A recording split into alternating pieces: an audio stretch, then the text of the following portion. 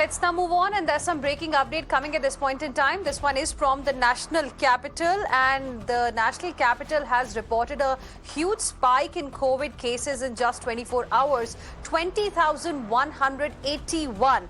That is the number of COVID cases that have been reported in Delhi in last 24 hours. It's a huge spike that we have seen. 7 COVID-linked deaths have also been reported. So unfortunately, 7 people lost their lives because of COVID in the last 24 hours. The positivity rate, in fact, has jumped to over 19.6%. And in fact, this is what the health minister of the national capital had also indicated earlier, that Delhi is likely to record 20,000 COVID cases today. Let's straight away go across to my colleague Ayushman joining us on the broadcast. More on this. Ayushman, good evening.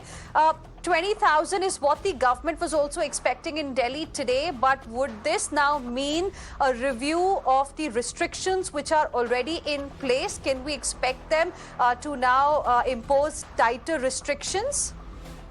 Well, that is something which is definitely on card, but what the government is currently mostly looking at is the hospitalization, which is not yet till 10%. This was not the case in the second wave. The government is of the view that somewhere the oxygen beds and the ventilator capacity are well in the current control limit, and that is something which is giving them the deprived advantage of not imposing lockdown kind of situation. Of course, the weekly restrictions are there in place.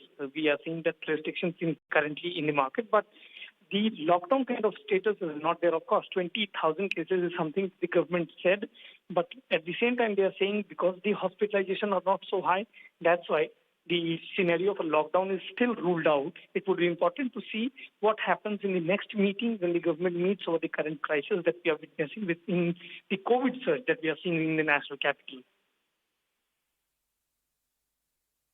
All right, Ayushman, appreciate you joining us with all of those details. We'll keep coming back to you for more on this story.